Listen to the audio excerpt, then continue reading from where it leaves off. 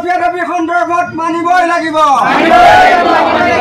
আমাৰ দাবী ন্যায্য দাবী আমাৰ দাবী ন্যায্য দাবী ইনকলাব জিন্দাবাদ আমাৰ দাবী মানিবই লাগিব আজি বহুত দিন দীঘলীয়া হৈ আহিছে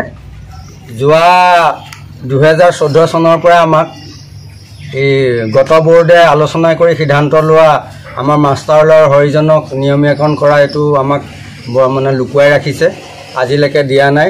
আমি ভাগৰি গৈছো মহোদয়াক কাগজ দি তাৰ পিছতে আমাৰ 5টা দাবী আমি এই সন্দৰ্ভত আমি তেওঁলোকক ডিমান্ড দিছিলো 5টা দাবীৰ ভিতৰত আমি মাহিলী বেতনটো বৰ্ধিত হাৰত দিয়া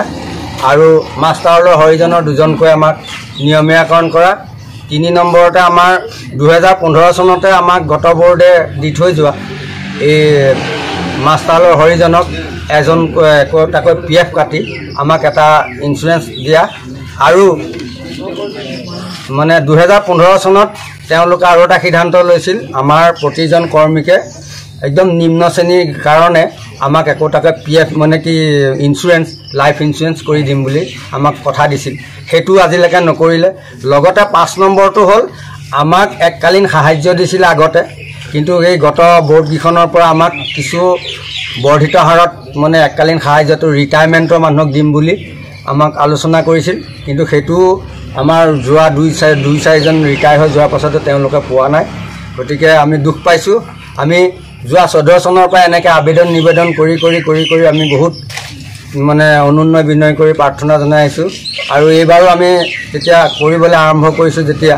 আমি কিবা এটা উপক্ৰম হ'লেহে আমি এই আন্দোলনত আমি স্থগিত ৰাখিম নহলে আমি আন্দোলন আগলৈকে চলাই যাম বুলি বৰ দৰকাৰ হলে আমি অনিৰ্দিষ্ট কাললৈকে আন্দোলন কৰিম বুলি আমি দৃঢ় সংকল্প লৈছো ঘৰ অফিস গুদান আদি হলনি কৰা কথা ভাবিছে নেকি পিছে হলনি কৰিব হয় সকলো বস্তু এঠাইৰ পৰা আন ঠাইলৈ সহজে নিয়াটো জানো সম্ভৱ চিন্তা তাতেই নহয় জানো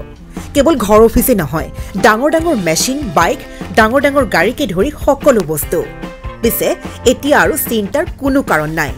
আপোনাৰ এটা মাথো ফোন কলতে সমাধান হৈ পৰিব এনে সমস্যা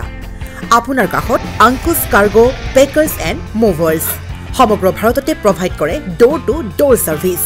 গতিকে দেৰি কিহৰ এতিয়া যোগাযোগ কৰক 9957630102 অথবা 9546214823 নম্বৰত লগতে ঠিকনা ফটাহিল আমবাৰী নিয়াৰ অনাথ আশ্ৰম আমবাৰী থানা গুৱাহাটী